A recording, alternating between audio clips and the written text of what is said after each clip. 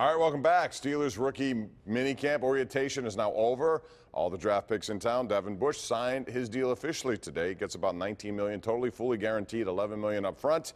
So let's talk, Will, about Devin Bush. Is he the most important figure on the Pittsburgh Steelers defense in 2019? No, I mean, I think that, was Ryan Shazier the most important figure on the Steelers defense in 2014? I don't think so. I mean, he's a kid that you want to see. No, but he was in 2017, well, but you want to see, but to expect him to come in and be the most important guy in his rookie year is, and I'm not, and I know you're not saying the best, you're saying the most important. I think if he takes the steps to being an effective player, that's fine. To me, I want to see what Steve Nelson can do, and I want to see if Sean Davis can be the Sean Davis that Sean Davis thinks that he is. I know what this defense looks like when T.J. Watt is great and what it looks like when Joe Hayden is great. So they're average with those guys. They're going to make the biggest jump if Devin Bush can be some kind of facsimile of Ryan Shazier, and sure, that's putting a lot of pressure and too many expectations right away on a guy. But then again, the guy who, Darius Leonard was Defensive Rookie of the Year and led the league in sacks last year, and Leighton Vander Esch was second, and he was a rookie. So I don't know, I think that he's that kind of indispensable. If Devin Bush is just so-so, I don't see the Steelers defense taking a big leap this year. Yeah, I think Devin Bush, as far as being the most important guy, the combination of him and the scheme in which they figure out a way to not get picked apart over the middle. If I can combine the thinking with the player, I think that's the most important thing. If I can add a second, it's got to be Bud Dupree in his walk year. If he wants to make money on the free agent market, I'm glad the Steelers have sort of dangled this carrot out there for him to figure out a way to get to the quarterback without driving that loop around the offensive line to get there first. All right, real quick, 30-second answers here, and I want to get to another topic about the Browns, but Deontay Johnson, Benny Snell. Andrew liked this question. Which of these two will be more productive offensively for the team? And Will, we'll start with you on that one. I think Deontay Johnson. I think that there's just Snell. I think he's perfect for what the Steelers want to do, but I can't see him playing more than 6-7 snaps a game, getting 3 or 4 carries. I mean, I still think it's going to be Connor, Samuels, and then Snell.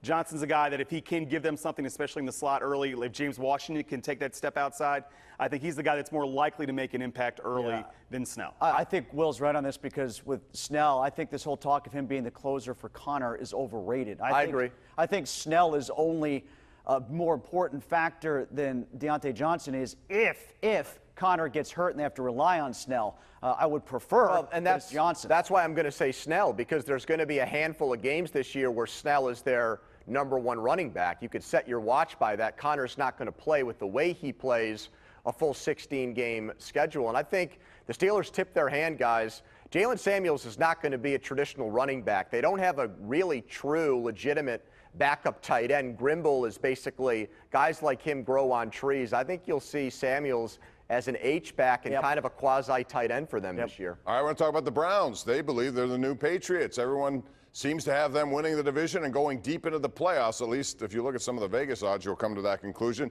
Tim, I want to ask you about Odell Beckham, because he is mouthing off up there pretty soon. I haven't even played a game, and he's saying Baker Mayfield can turn into the next Brett Favre. Are you buying this stuff? No, I'm not buying that they're the Patriots. I'm not buying that Baker's the next Brett Favre, but I am buying the hype that they're the best team in the division. I do like them to win the AFC North, and I don't know why it's outlandish to suggest that they can't go from, 7-8-1 to 10-6, because I don't think it's going to take much more than 10-6 to win the AFC North. And I'm not sold that the Steelers and Ravens are better than what they were last year. Well, I'm not sold on, making guarantees and putting Hall of Fame expectations on guys in May, Tim. Well, neither am I. I just said they're not the next Patriots, but I think they could win the North. Well, right. I think Odell Beckham Jr. should shut up, is what I think he should do. I mean, what's going to happen here when they start 2-4 and OBJ isn't getting his touches? I mean, that's the real test for these guys. They can say whatever they want right now, and if there's going to be a lot of hype, and if they get off to a slow start, who's going to be that guy in that locker room that's won somewhere? That can go to those guys and go, hey, guys, he's not going to be back to what, November? Yeah, late. I mean, so. Well, that's what happened to the Steelers, that's to me the real litmus. All this stuff we talk about, when they lose, how are they going to react? Because let's be honest, that's not exactly they're highly full of guys. Okay, well, let's not act like the Steelers are immune to that. They went 1-2-1 exactly in the same scenario, and look what happened to them. That's the point. I can see it in the Browns. They're a highly combustible team, a very emotional team, just like the Steelers. the last 2 years, where the bark is much bigger than the bite. I don't think they're going to be able to walk the walk. But the Steelers are in that division, and so are the Ravens, and so are the Bengals, and I consider them kind of akin to what the Browns Tim, are. how many good teams did the Browns beat last year? How many good teams? Yeah.